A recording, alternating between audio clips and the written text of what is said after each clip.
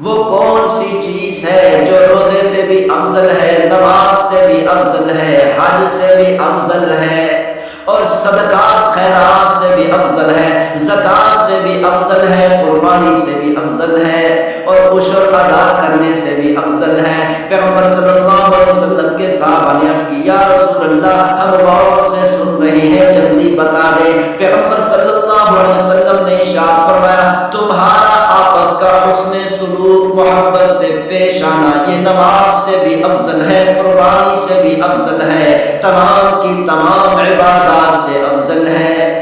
بخاری شریف کی روایت ہے، عن عبادہ بن صامت رضی اللہ عنہ قال خرج النبی صلی اللہ علیہ وسلم۔ حضرت عبادہ بن صامت رضی اللہ تعالیٰ عنہ سے روایت ہے، وہ فرماتے ہیں کہ ایک مرتبہ پیغمبر صلی اللہ علیہ وسلم اعتکاف کے اندر مسجد نبوی میں بیٹھے تھے، اپنے خیمے سے باہر نکلے، بِلَيْلَةِ الْقَدْرِ، تاکہ محبوب صلی اللہ علیہ وسلم لیلۃ القدر کے بارے میں ہمیں فرما دیں، ہمیں بتا دیں کہ لیلۃ القدر قیامت تک فلاں رات متعین ہو چکی۔ اللہ تعالیٰ نے تعین فرما دی تھی کہ قیامت تک فلاں رات لیلۃ القدر ہوگی۔ فَتَلَاحَى رَجُلَانِ مِنَ الْمُسْلِمِينَ، پیغمبر صلی اللہ علیہ وسلم نے ارشاد فرمایا کہ پیغمبر صلی اللہ علیہ وسلم نے فرمایا، میں تو تمہیں لیلۃ القدر بتانے کے لیے اپنے خیمے سے باہر نکلا تھا، لیکن میں نے کیا دیکھا، دو مسلمان آپس میں لڑ رہے ہیں، دو مسلمان آپس میں جھگڑا کر رہے ہیں۔ رفعت، اللہ تعالیٰ نے اس جھگڑے کی نحوست کی وجہ سے اللہ تعالیٰ نے میرے ذہن سے وہ تعین بھلوا دی، اٹھا لی، یعنی ان دو مسلمانوں کے آپس کے جھگڑے کی نحوست کی وجہ سے قیامت تک آنے والی امت کو اتنی بڑی خیر اور بھلائی سے محروم کر دیا۔ آج کا مسلمان بدکاری کو گناہ سمجھتا ہے، قتل کو گناہ سمجھتا ہے، اور شراب پینے کو گناہ سمجھتا ہے، جھوٹ بولنے کو گناہ سمجھتا ہے، لیکن آپس کی لڑائی اور جھگڑے کو گناہ نہیں سمجھتا۔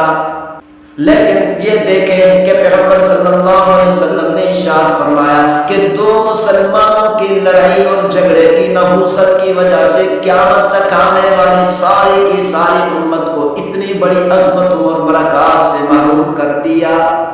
ایک مرتبہ پیغمبر صلی اللہ علیہ وسلم نے ارشاد فرمایا، اے میرے صحابہ، کیا میں تمہیں بتاؤں کہ روزے سے افضل کیا چیز ہے؟ وہ کون سی چیز ہے جو روزے سے بھی افضل ہے، نماز سے بھی افضل ہے، حج سے بھی افضل ہے، اور صدقات خیرات سے بھی افضل ہے، زکوٰۃ سے بھی افضل ہے، قربانی سے بھی افضل ہے، اور عشر ادا کرنے سے بھی افضل ہے۔ پیغمبر صلی اللہ علیہ وسلم کے صحابہ نے عرض کی، یا رسول اللہ ہم غور سے سن رہے ہیں، جلدی بتا دیں۔ پیغمبر صلی اللہ علیہ وسلم نے ارشاد فرمایا، تمہارا آپس کا حسن سلوک، محبت سے پیش آنا، یہ نماز سے بھی افضل ہے، قربانی سے بھی افضل ہے، تمام کی تمام عبادات سے افضل ہے۔